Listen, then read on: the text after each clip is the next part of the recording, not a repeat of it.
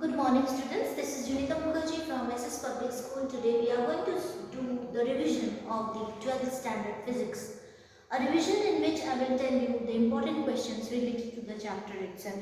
So the first chapter is electric field and charges or electric charges and field. So in this particular chapter we will have very much important is the quantization of electric charge and additive nature of electric charge, in which you know what is quantization of electric charge, that is Q is equals to plus minus Ne, where the phenomenon is called the quantization of electric charge, in which the change of any body can be expressed or integrally multiple of a basic unit charge itself.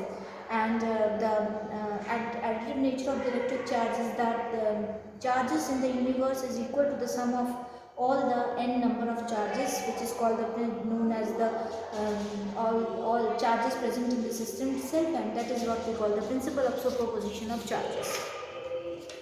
Now in this particular question, in this particular chapter, we have the Coulomb's law, very much important, you know it very well, that is F is equals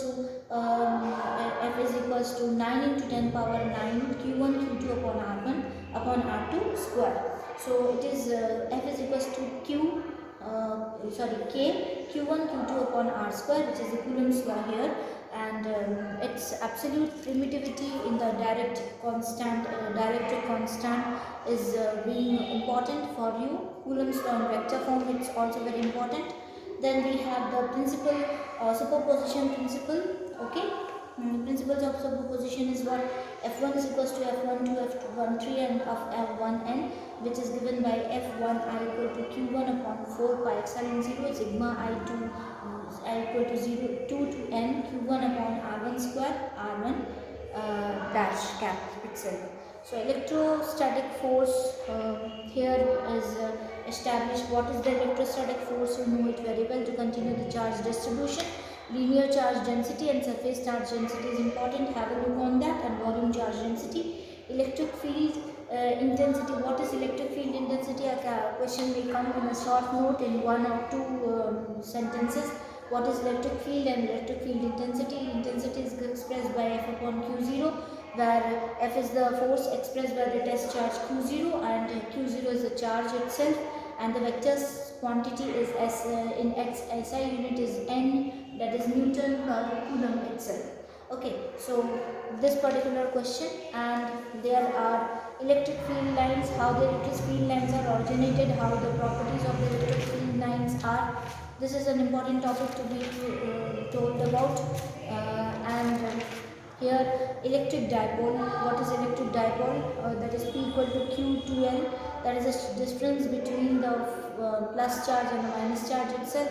We have taken plus and minus charge, and the electric dipole is the distance between two poles itself. 2L, which is defined by 2L, and Q is the charge given to it. Now electric field intensity due to the electric dipole is being given at a point of an equatorial line and point on an axial line itself. These two are important. Electric field intensity to a point due to a short electric dipole. This thing I have taught you, not so important very much. So this particular thing is important. Electric field intensity at any point on the axis of the uniformly charged ring. So we are considering a ring, and dipole in a uniform external field is important for us. So work done in a dipole uniform electric field, it's also very important at the point of view of the first chapter is concerned about. So Gauss theorem, learn a little bit about the Gauss theorem. Electric flux is equals to E dot ds, that is E dot ds cos theta, where D and S are the element and the theta is the angle between it. So phi equal to E dot ds cos theta is the electric flux itself, and Gauss theorem is given by the value QE equal to phi equal to Q upon epsilon 0, that is Gauss theorem itself, and thus it's the algebraic sum of all the charges inside the closed surface of it is given by Q equal to epsilon summation sigma A equals to 1 to n Qy itself. Now proof of the Gauss theorem for the surface, symmetrical surface, the application of the Gauss theorem can ask, not very necessarily, because Gauss theorem is concerned on the second part, it is not so very important as a concern of the electrical charges, unification of superposition of principle. These things are very much important. Sometimes it may be asked the Gauss theorem about it, so that you can go through this particular chapter. Now the chapter number 2, that is electrostatic potential and capacitance. In this particular chapter, capacitor, what is capacitor, you have to understand. Then electric potential difference, what is electric potential difference, del V equal to WQP upon Q0 itself, where W is the work done itself, and Q is the charge, you know it very well, and V is the potential difference itself in the particular electrostatic force, electrostatic field, in an electrostatic field itself. So this thing is important, and electrostatic pointing to our electric dipole. This particular topic is important. Some questions related to this particular chapter, both of the chapter are important, numerical questions. Electrostatic potential, equipotential surface electrostatic potential of a different changes are different cases are important. Relation between electric field and electric potential is very important. Charge of an energy system is important. So these first 3-4 chapters are very much important on comparison to this whole book itself.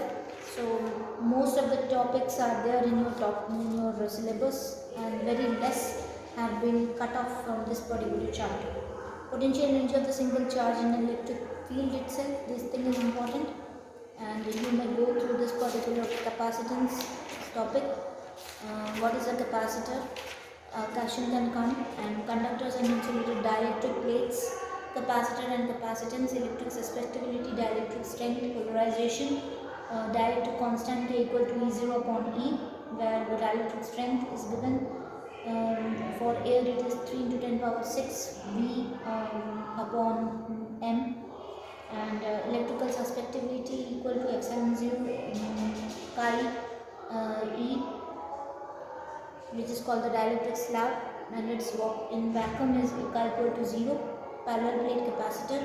In a parallel plate capacitor, what happens, and leakage of a parallel plate capacitor will lead to what?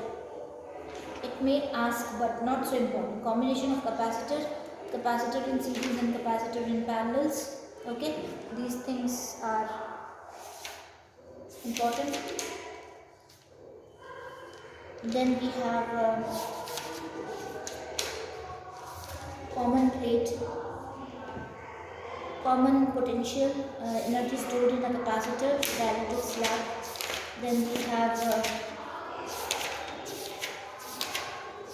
the chapter finished by both of the two topics. So these are the two important chapters which I have told you. In the next revision, we will start about the third chapter, which is about the current electricity. We will start the third chapter. Thank you, students.